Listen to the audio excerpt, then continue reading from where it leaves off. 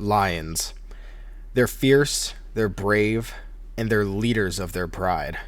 Holden Cross has always been a lion, embodying each of these traits to their fullest.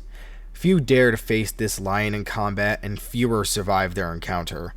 Though his strength alone isn't what defines him, his unrivaled bravery and leadership have been put on display many times, leading those behind him into a better, more peaceful tomorrow.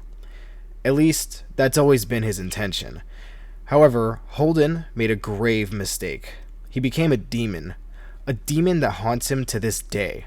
Asmodai of the Blackstone Legion, a fierce warrior and enforcer of Apollyon's ideals. This demon played a pivotal role in igniting the flames of war. And if the lion that is Holden Cross wants to achieve peace and end this war, he will need to face his demons, confront his past, and fly out of the shadow created by Apollyon. He would need wings. The wings of a Gryphon.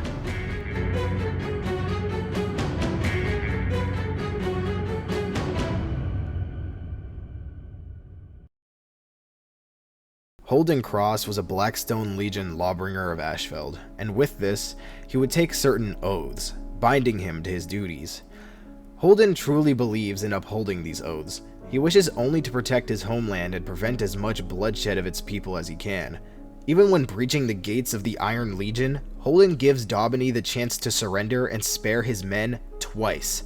Then after the fighting is over, Holden spares Daubeny anyway, something I don't think any other Blackstone leader would have done, and especially not Apollyon. Daubeny! It doesn't have to be like this!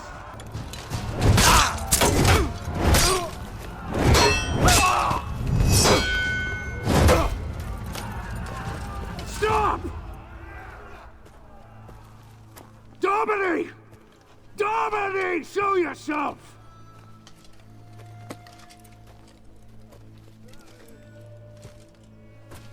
These warriors don't have to die. Trial by combat. Right now. What? Fight you? That's not a trial. That's an execution.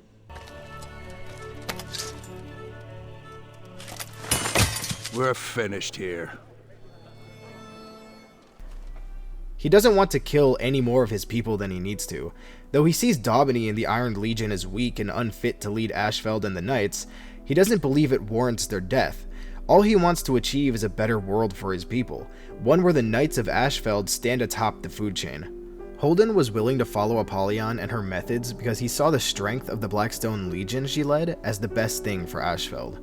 He was willing to kill some of his own people so that the many may thrive. This is why he stops the Warden's intervention when Apollyon slaughters the surrendering deserters. He doesn't say anything, however, as he does understand the Warden's sentiment.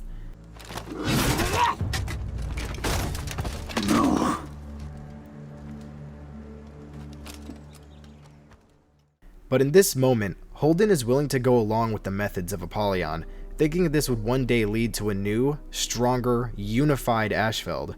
Unfortunately, Holden failed to understand Apollyon's true intentions during most of his time in the Blackstone Legion, playing right into her hands all the way to the end, even following his betrayal. Apollyon always knew Holden would turn on her, and it's not surprising that she expected it either. The hints were there that Holden would never follow her to endless war. The scene we just looked at is a subtle first hint that he doesn't agree with Apollyon's methods.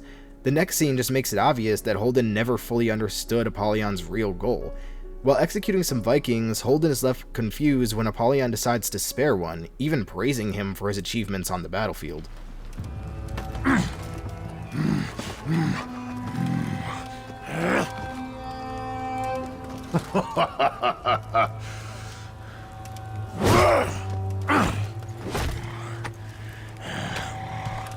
Hold!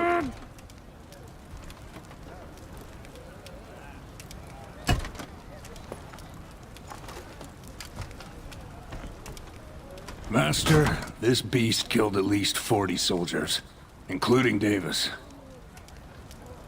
Do you know how to tell a predator from prey? You can't, of course, unless you see them in war. 40. Well done.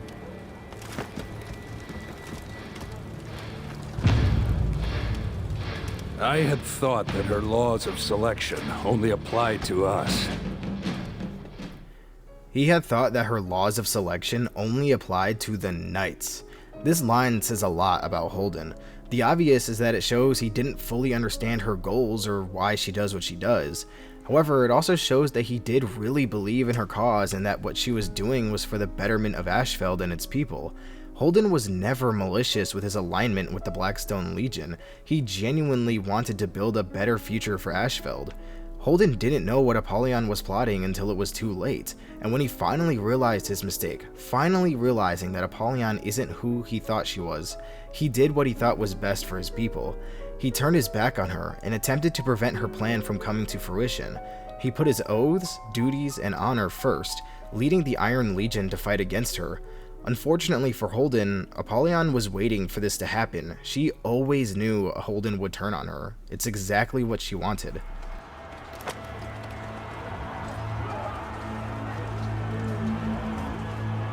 There you are.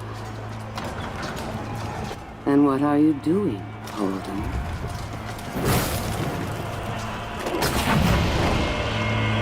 At last. Move!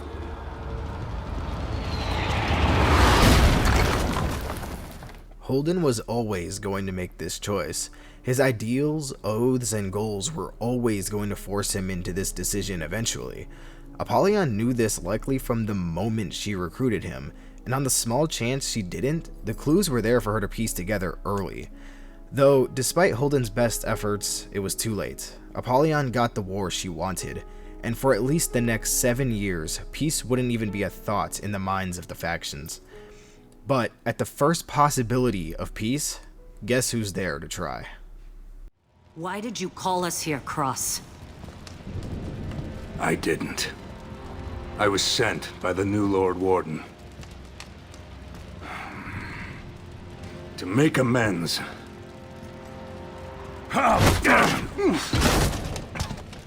Thousands of my people dead! Well, here's your chance for vengeance.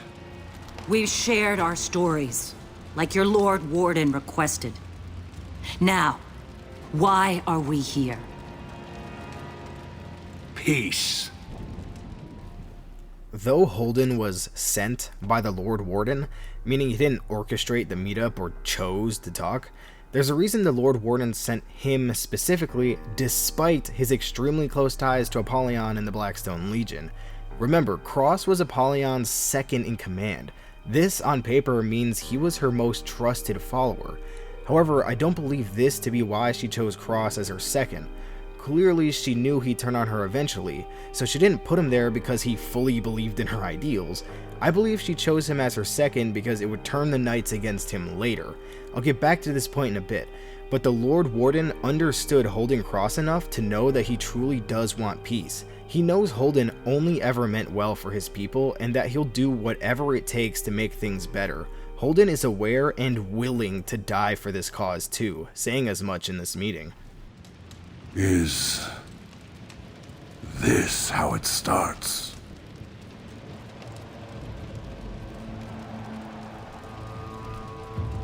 It would have to start with us.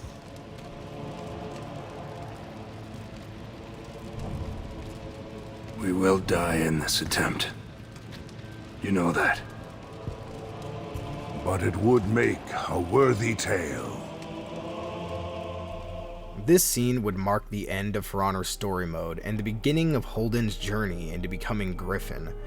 Years after this meeting, the war still rages on, and with the Lord Warden now missing, many knights pin the disappearance on Cross, believing he remains loyal to Apollyon and her cause, still remembering him as the demon lord Asmodai. As I mentioned earlier, this is why I think Apollyon made Holden her second. The Lord Warden was the only knight who truly believed in Holden Cross's repentance and his commitment to the Iron Legion, and so, with his own people against him and no one to back him up, Cross became depressed and went into hiding, leaving the Order of Lawbringers and attempted to live as a civilian in Ashfeld.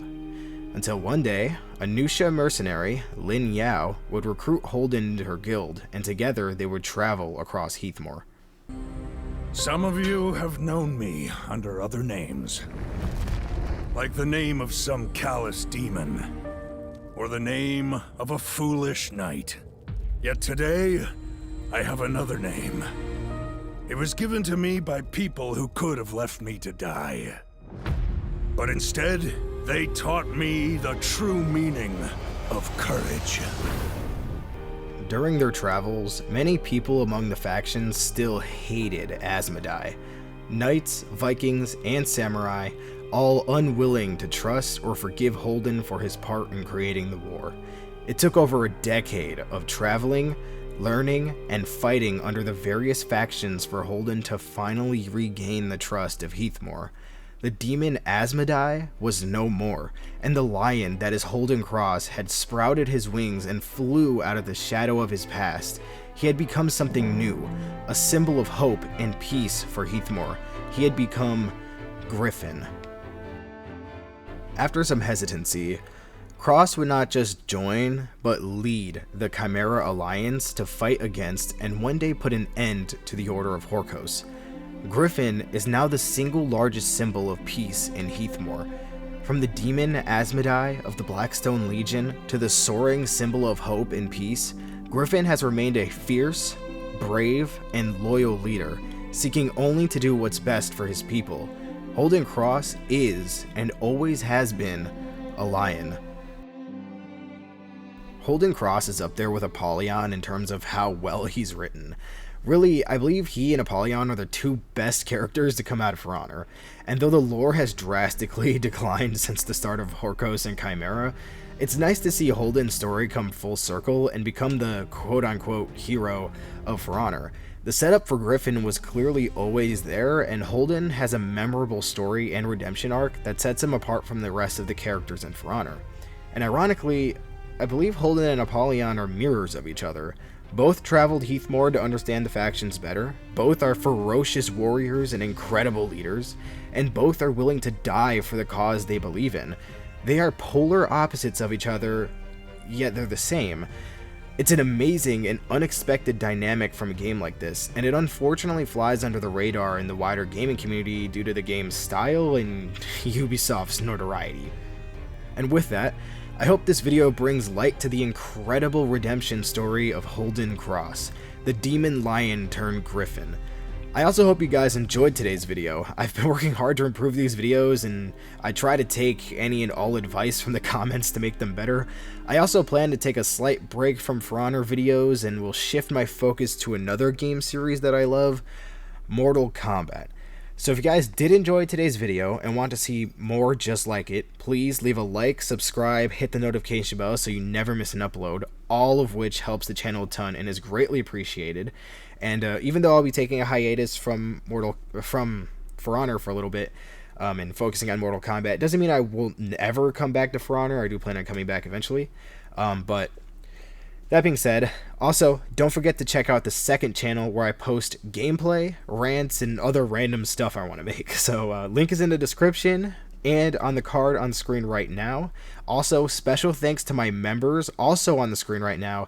And if you want your name displayed at the end of all of my essay videos, have access to these videos early, and access to exclusive updates and insights into my own comic I'm writing called Godless, consider becoming a member. But there's no pressure, as your viewership is more than enough. Thank you guys for watching, and I'll see you guys in the next one.